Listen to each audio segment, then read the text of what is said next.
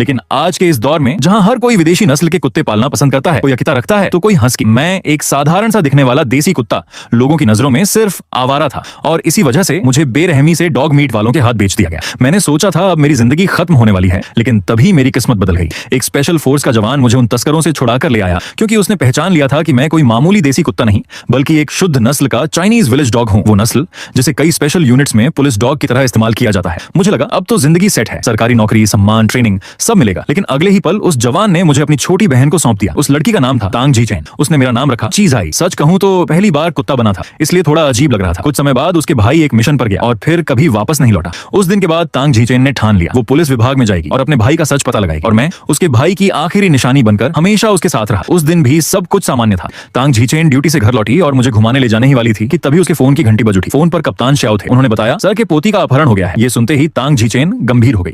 मैं अभी पहुंचती हूँ सर। उसकी आवाज सुनकर मुझे चिंता होने लगी, क्योंकि वो अभी सिर्फ एक ट्रेनिंग ऑफिसर थी और ऐसे मामलों में असली काम तो मेरे जैसे सूंघने वालों का होता है। जैसे ही वो घर से निकली, मैंने भी मौका देखकर दरवाजा खोला और उसके पीछे दौड़ पड़ा। मैं उसकी खुशबू सूंघते हुए सीधा पुलिस स्टेशन तक पहुंच गया। उस समय अंदर मीटिंग चल रही थी। सीसीटीवी फुटेज से ये साफ हो चुका था कि बच्ची को मानव तस्कर उठा ले गए हैं। लेकिन दिक्कत ये थी कि उस थाने में एक भी पुलिस डॉग नहीं था। सिर्फ इंसानी ताकत से खोजबीन हो रही थी और उसका कोई खास नतीजा नहीं निकल रहा था। असल में पुलिस डॉग बनना आसान नहीं होता। पूरे शहर में सिर्फ 2 ही प्रशिक्षित पुलिस कुत्ते थे, वो भी सिटी यूनिट में। तभी मैं अचानक मीटिंग रूम के अंदर घुस गया। मुझे देखते ही चीफ गुस्से से चिल्लाए, ये आवारा कुत्ता अंदर कैसे आ गया? जल्दी बाहर निकालो इसे। कुछ पुलिस वाले तुरंत मेरी तरफ बढ़े, लेकिन तभी भीड़ के बीच से एक आवाज आई, चिचाई। मैं तुरंत दौड़कर तांग झीचेन के पास पहुंचा। उसने मुझे गोद में उठाते हुए कहा, तू यहाँ कैसे आ गया? कप्तान श्याओ ने नाराज होकर पूछा, ऑफिसर तांग, ये कुत्ता तुम्हारा है? वो घबरा गई। सॉरी सर, शायद घर का दरवाजा ठीक से बंद नहीं हुआ। कप्तान उसे डांटने ही वाले थे कि तभी चीफ अचानक बोले, रुको, तुम्हारे पास कुत्ता है? उन्होंने मुझे ध्यान से देखा। क्या इसे ट्रेन किया गया है? तांग झीचेन ने तुरंत सिर हिलाया। सर, मैंने इसे थोड़ा बहुत ट्रेन किया है, लेकिन ये पुलिस डॉग जितना सक्षम नहीं है। उसकी बात सुनते ही मुझे गुस्सा आ गया। मैंने जोर से 2 बार भौंक कर विरोध जताया और अगले ही पल सबके सामने एक शानदार सैन्य सलामी जैसी एक्टिंग कर दी। पूरा कमरा एक पल के लिए शांत हो गया। चीफ की आंखें चमक उठी। उन्होंने हंसते हुए कहा, लगता है तुम्हारा कुत्ता तुम्हारी बात से सहमत नहीं है।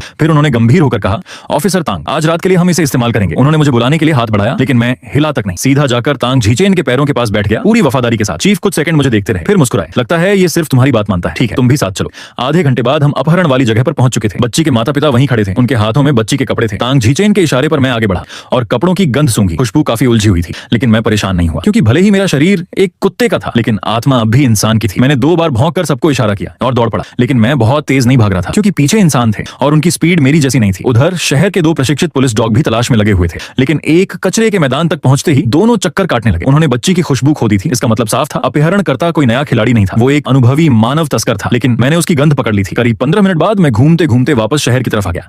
पीछे भागते पुलिस वाले बुरी तरह हाँफ रहे थे। एक पुलिसकर्मी चिढ़कर बोला, क्या ये कुत्ता सच में किसी को ढूंढ भी रहा है, या हम सब बस इसके पीछे पागलों की तरह भाग रहे हैं? चीफ और कप्तान श्याओ के चेहरे पर भी अब शक साफ दिख रहा था, लेकिन मुझे इन बातों से कोई फर्क नहीं पड़ा। मैं बिना रुके बस आगे बढ़ता